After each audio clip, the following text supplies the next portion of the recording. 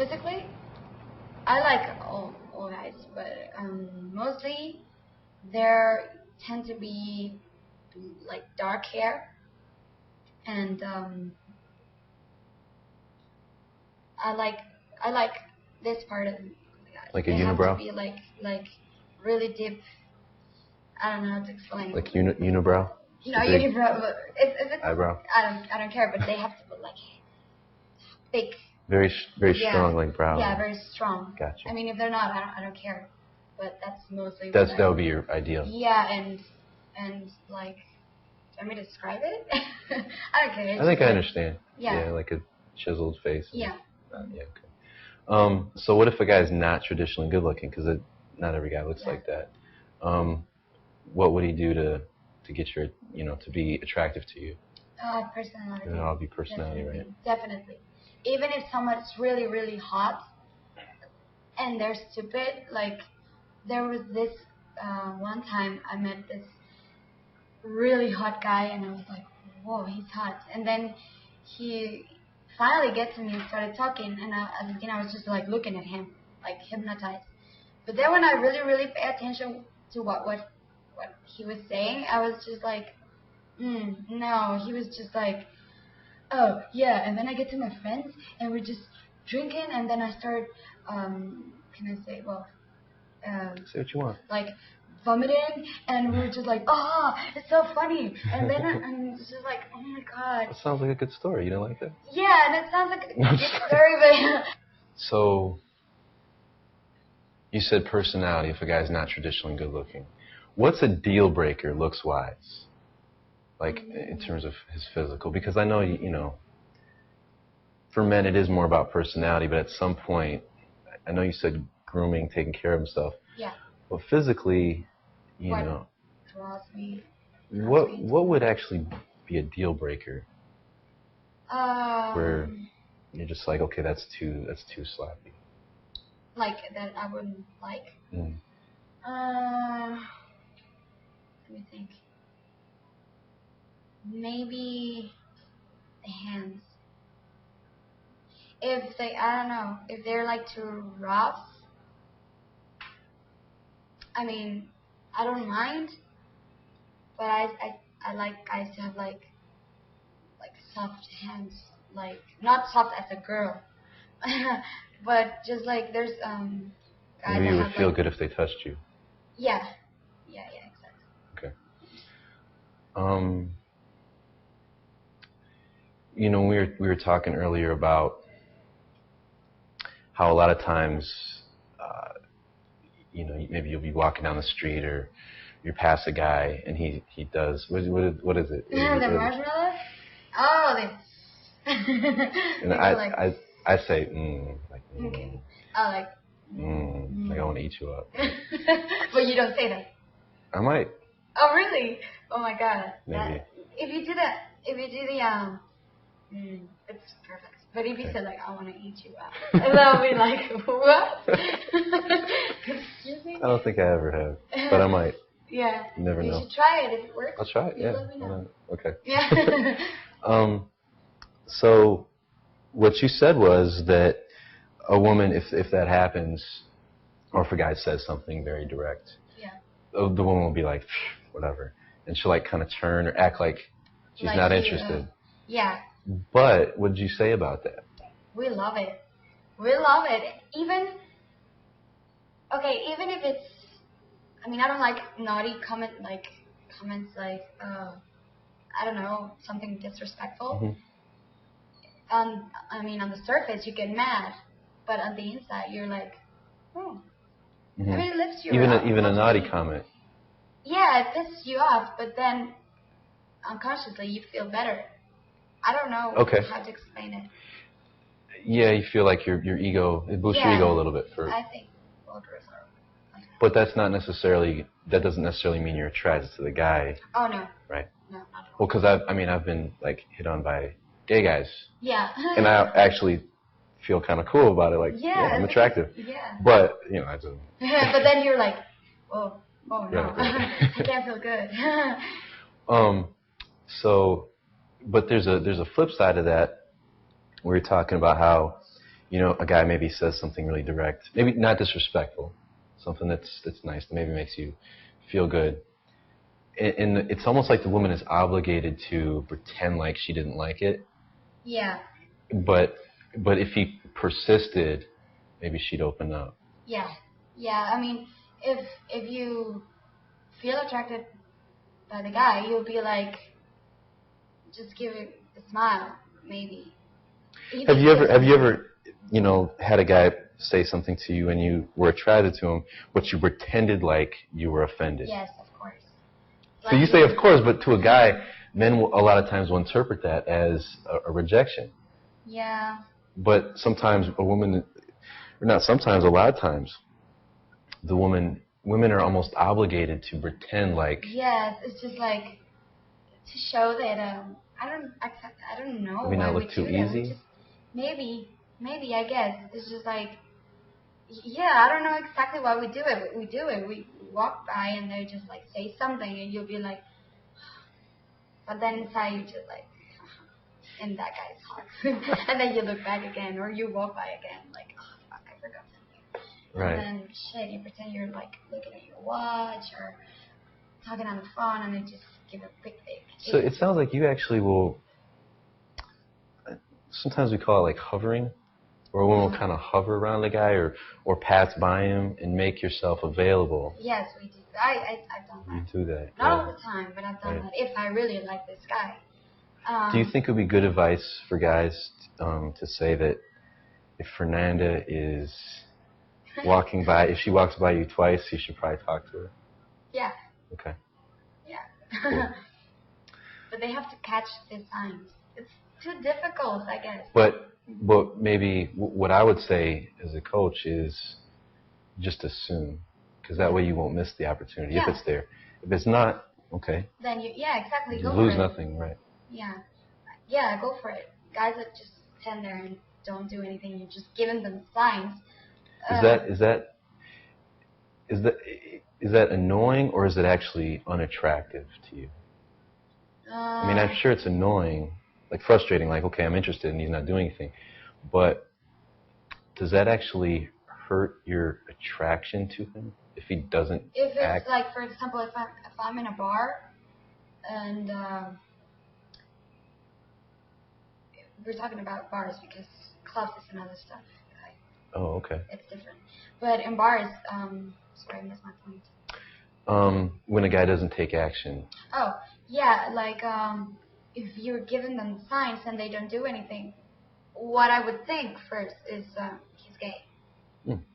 Because he must be gay if he's not interested in you. No, I mean, no, it's not that. It's not as bad. It's not like, oh my god, no. But it's just like, okay, I'm giving you the signs, and you first gave me a little sign, and now you're not doing anything. Maybe he just liked my flowers, you know.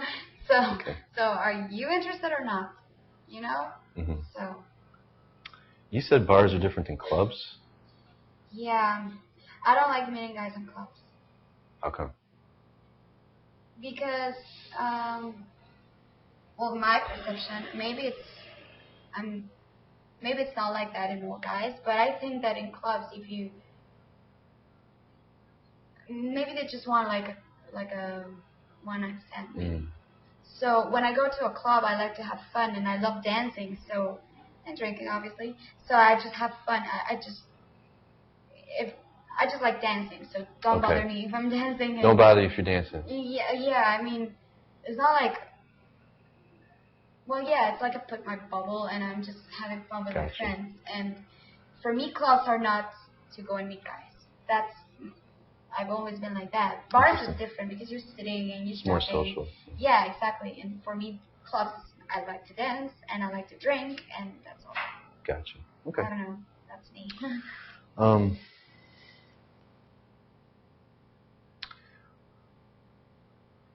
What could a guy do to make you want to chase him? Have you ever approached a man and really gone out of your way to?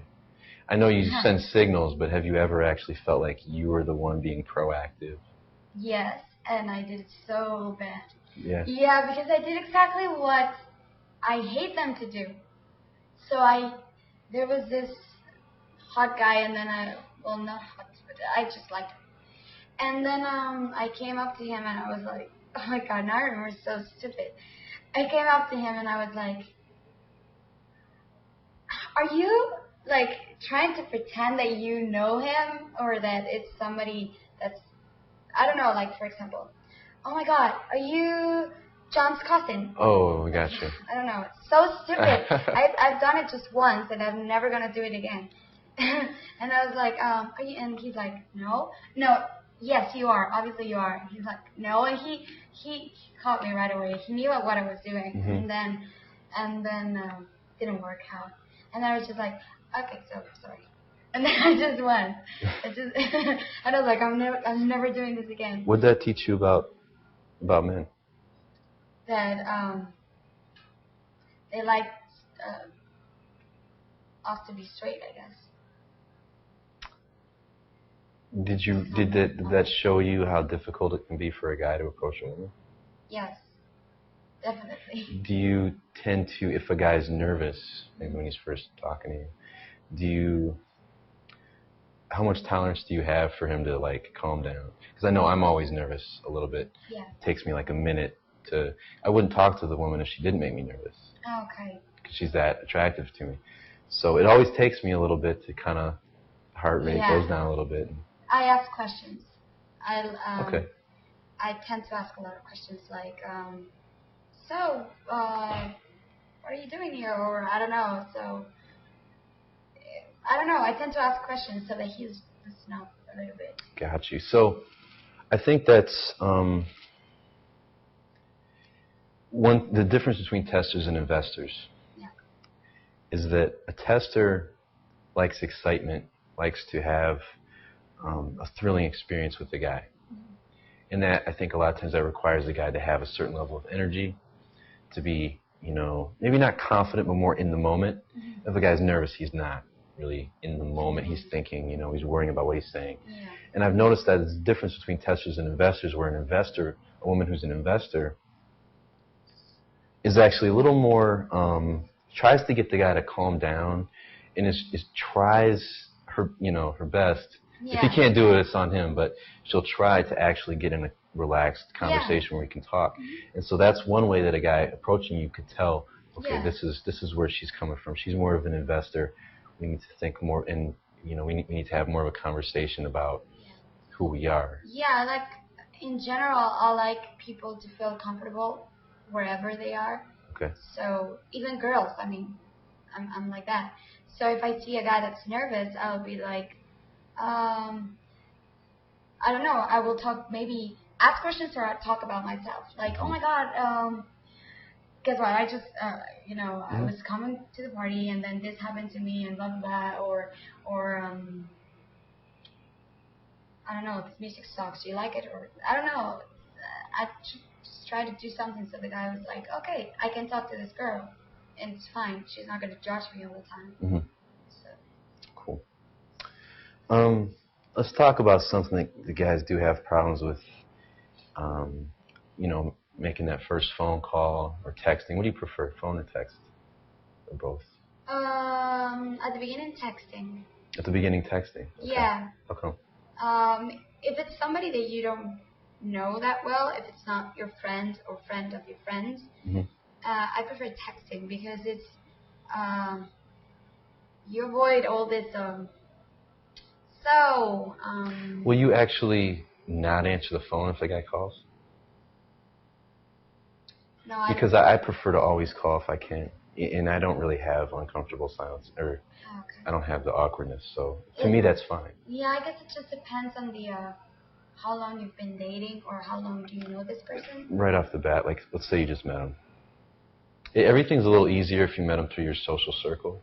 Yeah, maybe okay. If you don't know him, maybe for me it would be call me once, like hey, do you remember me? Blah blah. Oh yeah, have small talk and then a short call. Be honest. Do you answer your phone? If it's a guy you just met, would you actually answer your phone? Or would you be like, oh, it's gonna be awkward, I can't answer? No, I'll answer it, but I will let it ring. And maybe if it's a missed call, I'll be like, whoopsie. Okay. You have to call me again. And then, yeah, and then you just be like, oh, sorry. How many times does he have to call you before it looks needy? No, I've never had that. Like, I never thought of. So he calls you, you missed his call. Okay. When should he call you again? Like, if he, to me, and you can correct me if I'm wrong, calling you like an hour later. No, or like 5 minutes later. That's for a while. That's fine? Yeah, that's fine. If he calls me like, and that will make me be like, oh, he's not calling again. God damn it. And then if I, like if it's a missed call, and it's not like I always do it, but sometimes I let it ring. So I'm waiting for him to call again. So he has to wait a little bit and then call me again, but not like an hour. So I'll be like, I don't know, like 5 to 10 minutes is fine. That's enough for me to be like, please call, and then he wants to talk to me. So interesting. Do you know what I like about calls? That's what the whole thing's about. Yeah, I love when they call me in the middle of the night. Really? Yeah. Even if you're sleeping? Even if I'm sleeping. You just met him? He calls you in the middle of the night? I just met him. No. Maybe after you talked to him a little bit? Yeah, exactly. Like, I just love when they call you and they're like, hey, and then you can hear their friends on the back. They're like, hey, hold on. Like, it shows they're thinking about you while they're having fun with their friends. Oh. So it's kind of cool because you're like, he's having fun with his friends, but he's still thinking about me. Okay. And he doesn't care that his friends are there listening. But they're just like, oh, piss off, and then he's just talking to you. He's like, hey, what are you doing? And just like sleeping. And at the beginning, you're just like, well, sleeping? What time is it? I mean, it's like 5 a.m. And they're like, oh, sorry. No, it's okay. What are you doing? I just love it. I love it. Cool. I find it really exciting. All right. What kind of text messages do you like guys to send you, like, that you just met? Say, I just met you. I want to send you a text message. Would be like, tell me maybe one that you've actually gotten. It was like, hey, we're going to, my friends and I, we're going to this concert. Do you want to go? Just like that.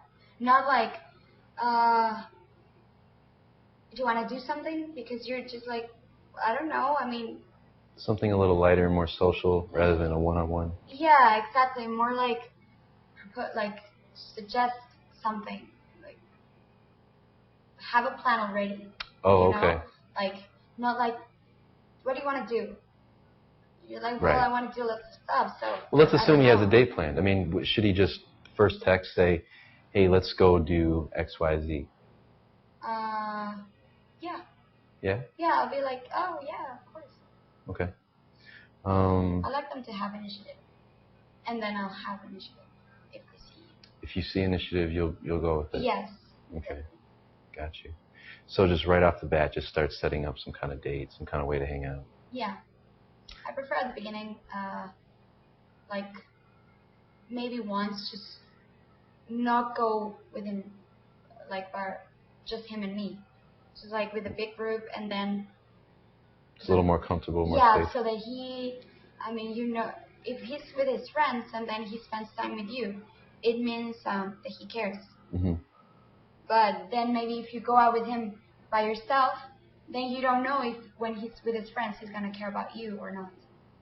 Oh, okay. So it's kind of like you're trying to see what he's like with you in front of his friends. Yeah, exactly. But I'm not the kind of girl that I only want him to be with me. I don't want him to be with his friends. No. But as long as he gives you your attention. Yeah, like in front of his friends, he's like, this girl is important for me. Got you. So she's not like anyone, like any other girl. So that's why. Okay.